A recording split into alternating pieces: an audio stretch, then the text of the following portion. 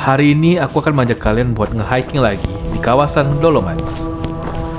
Bukan hanya di Dolomites, gunung ini adalah salah satu ikon paling terkenal di Italia. Namanya adalah Trecime di Lavaredo. Dan kita bakal pergi ke nomor 3 ini buat ngelihat sisi depannya Trecime. Masih tebal banget nih, saljunya setinggi kepala aku, lebih tinggi bahkan. Fix sih, Swiss overrated banget. Ini lebih cakep sumpah tuh. So cool. Tidak hanya itu, aku akan mengajak kalian melewati Danau Durensee dan juga beberapa tempat unik di Gunung Trecime seperti View Point, Cave Point, dan satu-satunya hotel yang berada tepat di depan Gunung Trecime. So, kalau kalian penasaran, tonton video ini sampai habis dan selamat datang di video ke-9 Backpacking ke Roma episode Gunung Trecime. Selamat pagi guys, sekarang aku lagi di bus menuju Toblach, daerahnya Toblach yang kemarin kita sempat transit sebentar. Jadi hari ini kita bakal pergi ke Trecime lewat daerah Toblach. Sebenarnya ada bus langsung dari Auronzo di Cadiero, tapi karena kita terlalu awal jadi belum ada busnya. Jadi kita mesti ke daerah Toblach dulu. Semoga hari ini perjalanannya lancar dan semoga kita dapat pemandangan yang cantik ya di sini. So guys, sekarang kita udah sampai di Durensee. Kita bakal nunggu sejaman gitu buat nunggu bus ke Trecime. Kenapa kita bisa nunggu sejam di sini? Karena kita miss the bus. Jadi basically di sini pas awal Juni busnya itu sedikit banget. Soalnya bus yang dipakai buat biasanya turis dan transportasi umum itu dipakai buat bus sekolah. Nah, pas pertengahan Juni sekolah bakal libur. Di sini bus itu dialihfungsikan buat transportasi umum. Makanya busnya sangat sedikit dan informasi tentang bus di sini sangat minim sekali. Kayak di papan itu beda lagi dengan apa yang di Google Maps, beda lagi dengan apa yang di apps. Jadi kalian benar-benar harus adaptasi ya, harus tanya orang lokal kalau misalnya kalian mau ke sini. Dan ya, nggak apa-apa, kita miss the bus, tapi kita bisa dapat destinasi baru, pemandangan Durensee cantik banget. By the way, buat kalian yang nggak tahu, ini Trecime, tapi di bagian belakangnya. Nah, di bagian belakangnya ini ada danau, namanya Durensee. Dan kayak ginilah POV Durensee. Durensee, danau kecil di antara Toblach dan Cortina. Dari Auronzo, aku harus ke Cortina terlebih dahulu untuk mengunjungi Durensee menggunakan bus. Di GPS kelihatan seperti danau biasa. Tapi ketika aku lihat secara langsung, aku langsung terpukau. Danau seluas panjang jalan dengan gunung besar di belakang, serta airnya yang jernih kebiruan. Kalau air lagi tenang, aku bahkan bisa melihat refleksi gunung di atas permukaan air, serta ikan-ikan kecil yang berenang ke sana kemari di dalam danau. Tempat ini juga sering disebut rest stop, tempat orang untuk berhenti sebentar, stretching sebelum melanjutkan perjalanan. Oleh sebab itu, Durensee sering disebut sebagai salah satu titik transit penting menuju Trecime. Kalau kamu naik bus, besar kemungkinan kamu akan lewat atau bahkan berhenti di sini. Dan jujur, ini bukan sekedar rest area. Uniknya di depan Durensee ada restoran dan kafe. Yang bikin kafe ini berbeda bukan fasilitasnya, tetapi view-nya yang langsung terbuka. Tidak ada kafe yang punya view sebagus ini. Danau di depan, gunung di belakang, dan di kejauhan terdapat Gunung Trecime. Sambil menunggu bus selanjutnya, aku memesan segelas cappuccino. Uniknya saat aku memesan, para waiters menggunakan dua bahasa berbeda, sama seperti di kota Toblach, yaitu bahasa Jerman dan bahasa Italia.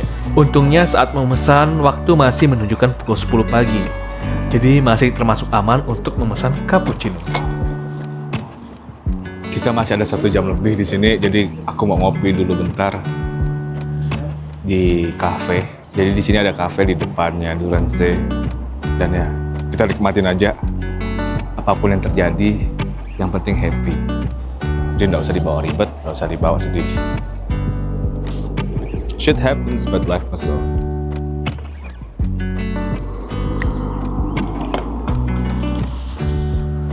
Sambil menikmati cappuccino yang aku pesan, aku pun mulai mencari jadwal bus selanjutnya. Bus yang aku pakai adalah bus nomor 444. Berbeda dengan bus biasa, bus ini harus kamu pesan sebelumnya, tepatnya di website Dreisienen.bz. Dan hal yang perlu kalian catat, jadwal bus ini berbeda sendiri. Tempatnya juga terbatas, jadi lebih baik untuk pesan bus ini 1 hari sebelum kalian mendaki ke Trecime. Buat perjalanan dari Durensee ke Trecime tidak memakan waktu yang panjang, sekitar 20 menit saja. Karena ini bus khusus untuk Trecime, kalian akan diturunkan langsung di start point untuk hiking ke Trecime. Guys, kita sekarang udah di start point buat hiking di Trecime atau Trecinen di Italia, Dolomite, Eropa. Dan ya, sekarang kita bakal mulai trekking. Cuacanya berkabut banget, soalnya ini tinggi banget. By the way, tadi kita hampir nggak dapat bus. Soalnya rupanya busnya itu harus booking online dulu, harus reservasi. Dan kita nggak ada infonya, di shuttle busnya nggak ada info. Habis itu, ya, kita akhirnya mohon ke supirnya, boleh nggak kita beli tiket on the spot. Nah, akhirnya dibolehin, tapi bayarnya agak mahal. Tapi ya nggak apa-apa, daripada kita nggak datang, daripada kita udah ke sini tapi nggak ke Trecime itu kayak sayang banget gitu loh. Kita udah keluar budget lumayan gede juga soalnya. Ya, dan sekarang kita udah di Trecime. Let's go, kita hiking. By the way, agak dingin, berangin sih lebih tepatnya. Sebenarnya nggak terlalu dingin, tapi berangin jadi lumayan dingin. Let's go. Trecime, tempat yang biasanya aku lihat hanya dari Instagram dan Google. Langit biru, view yang jelas, 3 puncak yang langsung terlihat penuh. Tapi yang aku dapat justru langit berawan. Tidak buruk, tidak juga sempurna. Awan bergantung-gantung di atas gunung, bergerak perlahan, kadang menutup sebagian puncak. Di awal rasanya sedikit kecewa, karena aku tahu bentuk Trecime itu sangat ikonik, dan aku ingin melihatnya dengan jelas. Guys, lihat. Di sampingku ini semua jurang curam banget. Gila, kalau ini jatuh sih fix. Udah nggak ada nyawa pasti. Aku jujur punya fear of heights, jadi agak gimana gitu kalau ngeliat jurang. Cuman ya kita harus ngelawan ya. Kita harus berani ngelawan rasa takut. Kalau enggak kita bakal kebelenggu sama rasa takut. Lihat, ini tree peaks-nya udah lumayan nampak. Tadi itu kan tertutup kabut, sekarang tree peaks-nya ini udah lumayan nampak. Cakep banget. Gila ya, megah banget ya. Ntar kita bakal hiking ke depannya biar kelihatan semua. Tapi begitu mulai jalan, perasaanku mulai berubah. Karena di kondisi seperti ini, pemandangannya tidak pernah benar-benar sama. Setiap berapa menit, awan bergerak. Kadang satu sisi terbuka, kadang sisi lain tertutup. Bentuk Trecime mulai terlihat. Kita udah di checkpoint yang pertama. Di sini ada lambang batu gitu. Juga ada kapal kecil. Kalau misalnya kalian udah nyampe kapal kecil, berarti kalian udah di checkpoint yang pertama. Di tengah perjalanan aku menemukan kapel kecil. Kapel yang dibangun untuk para pendaki buat singgah berdoa. Berdoa ke Bunda Maria, agar perjalanan mendaki senantiasa dilindungi. Tepat di seberangnya terdapat papan penanda jalan. Kita bakal ambil trek 101 ke Rifugio Lavaredo. Itu perhentian pertama. Tadi itu cuma checkpoint doang, middle point doang sebelum ke perhentian pertama. Langkah demi langkah kujalani, walaupun terkadang awan dan kabut menutupi. Jalur yang biasa ramai terlihat sepi, dan tak terasa sampailah aku di titik checkpoint ini, yaitu restoran pertama di kaki gunung ini. Guys, kalau misalnya kalian lurus terus, kalian bakal nemu restoran, dan kalian akan nyampe ke pertigaan. Kalau misalnya kalian mau naik, kalian bisa naik ke sini, tapi aku mau on track di jalur 101 sampai ke sana, di depannya Trecime nanti. Jadi kita bakal lurus terus.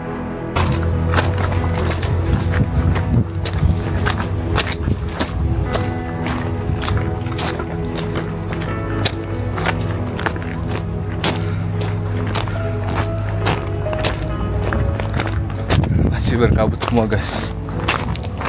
Setelah beberapa menit berjalan, akhirnya aku sampai di pos pertama. Guys, kita udah nyampe di pos pertama, namanya Lavardo. Kalian bisa ngeliat papan ini, berarti kita udah di pos pertama. Guys, kita sekarang ini ada di nomor 2 dan kita bakal pergi ke nomor 3 ini buat ngelihat sisi depannya Trecime. Dan di sini ada gua. Semoga kita sempat ke guanya sih, karena soalnya cantik banget. So, ya, kita bakal ngambil jarum menanjak sekarang trekkingnya ke atas. Jarak pandang semakin pendek, dan elevasi pun mulai terasa.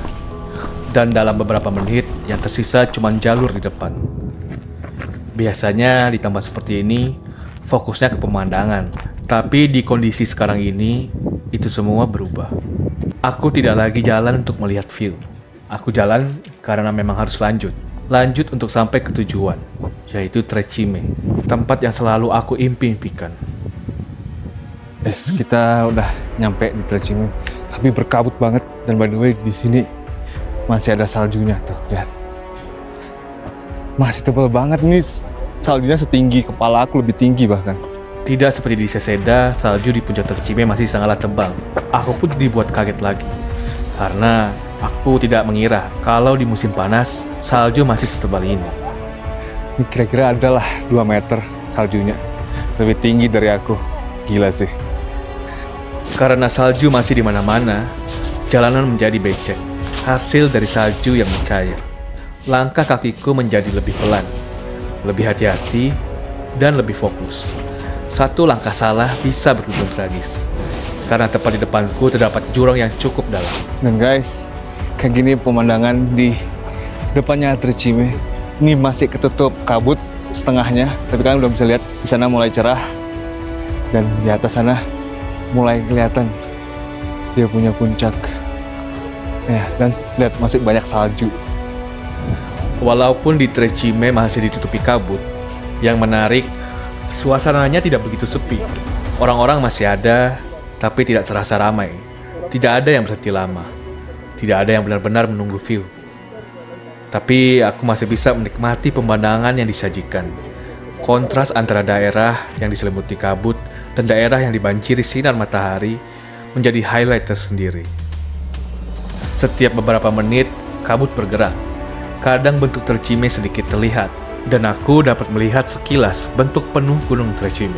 Sebilah cahaya menembus awan di beberapa daerah tertentu, lalu tertutup lagi.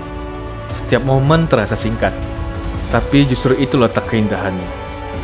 Di daerah sebelahnya itu udah terang banget, jadi kita mesti nunggu. Nih lihat deh, cantik banget belakangnya.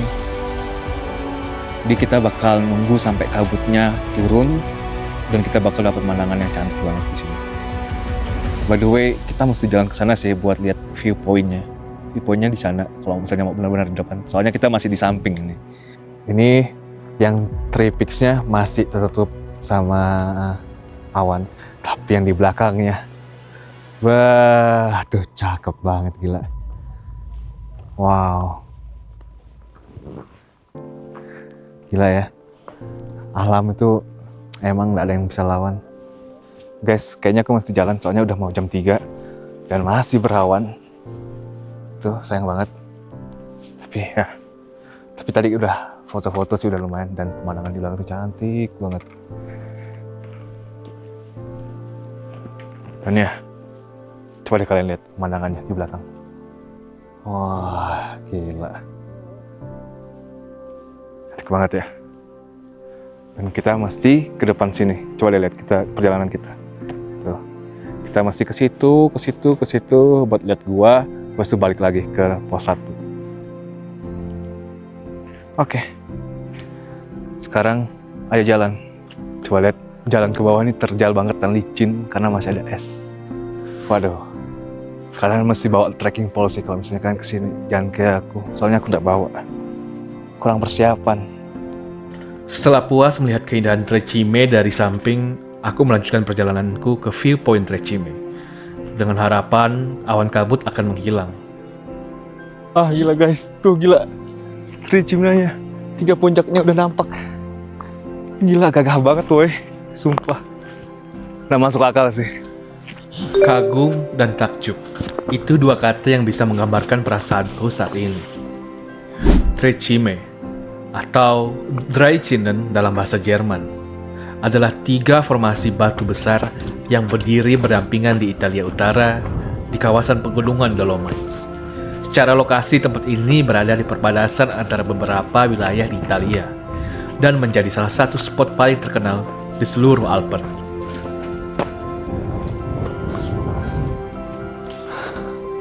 Wah, guys, nyampe di viewpointnya Trecime. Guys, aku nggak tahu kalian ada lihat atau enggak, tapi buat kalian yang benar-benar lagi capek sama hidup, lagi depresi, lagi apapun itu, coba deh jalan ke gunung. Itu healingnya enak banget sih. Kayak benar-benar kalian tuh jauh dari HP, jauh dari sosial media, dan kalian bisa benar-benar nikmatin hidup itu gimana, cuma dengan alam gitu. Coba lihat sana, gila, cantik banget.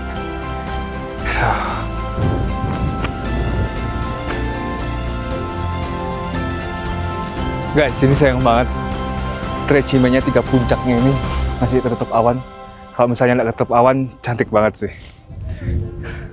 Gila ya. Duh. Jadi, apa sih sebenarnya Trecime? Ya, Oh. Trecime bukan satu gunung tunggal, tapi gunung yang mempunyai 3 puncak utama.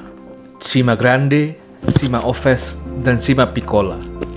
Dari jauh terlihat simpel, cuma 3 batu besar. Coba ke sana ya. Tapi begitu aku lihat secara langsung dengan mataku, skalanya langsung terasa. Tebing yang hampir vertikal, dan dari bawah, aku benar-benar merasa kecil. Gila.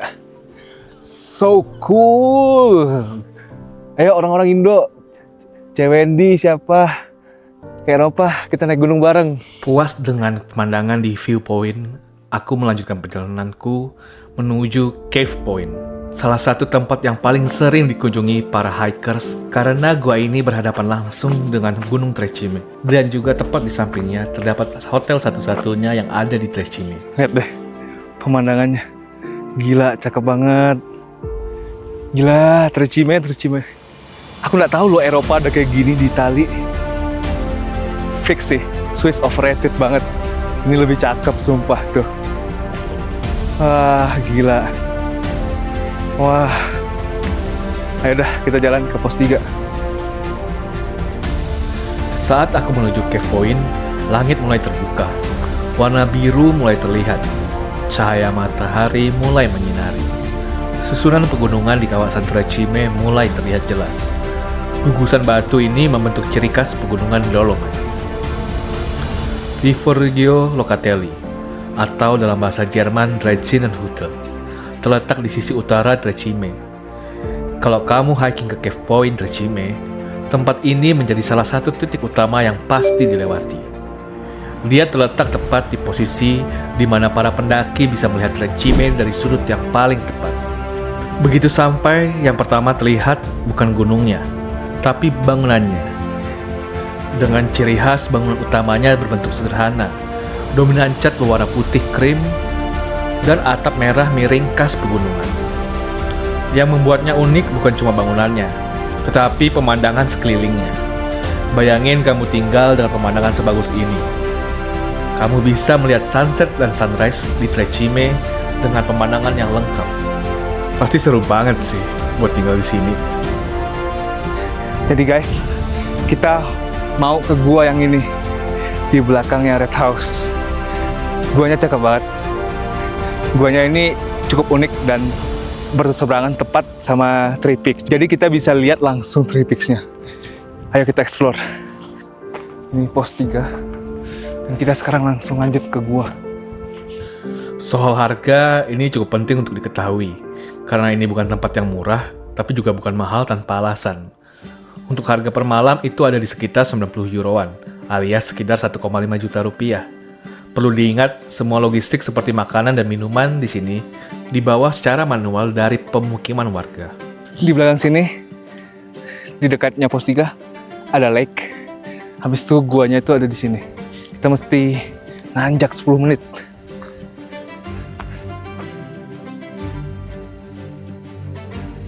Sekarang aku lagi di atas puncak gunung yang ada guanya. Tuh tadi pos poin ketiga. Terjal banget sumpah Nabo. Ayo naik lagi.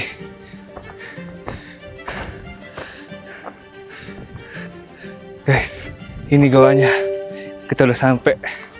Wah, gila. Lumayan. Wah.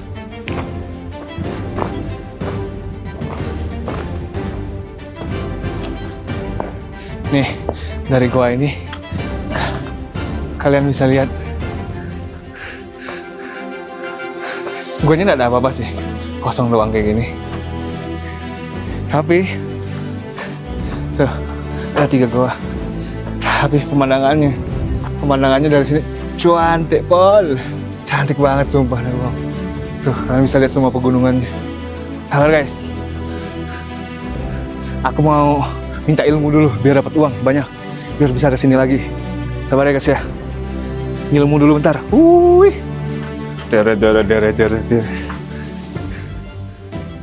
Guys, kalau kalian mau ilmu bisa di sini guys.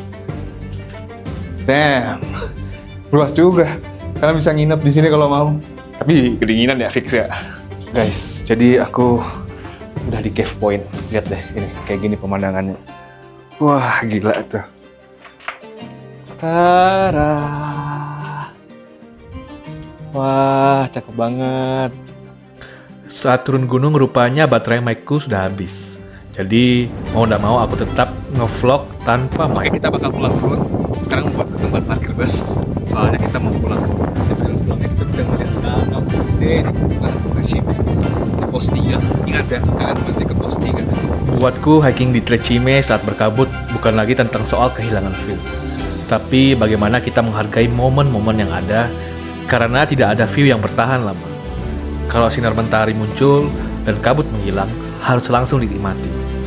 Yang biasanya menjadi highlight, di sini menjadi sesuatu yang muncul sebentar, lalu hilang. Sekian dari aku, Leon Tamarjaya. Sampai jumpa di video selanjutnya. Bye-bye.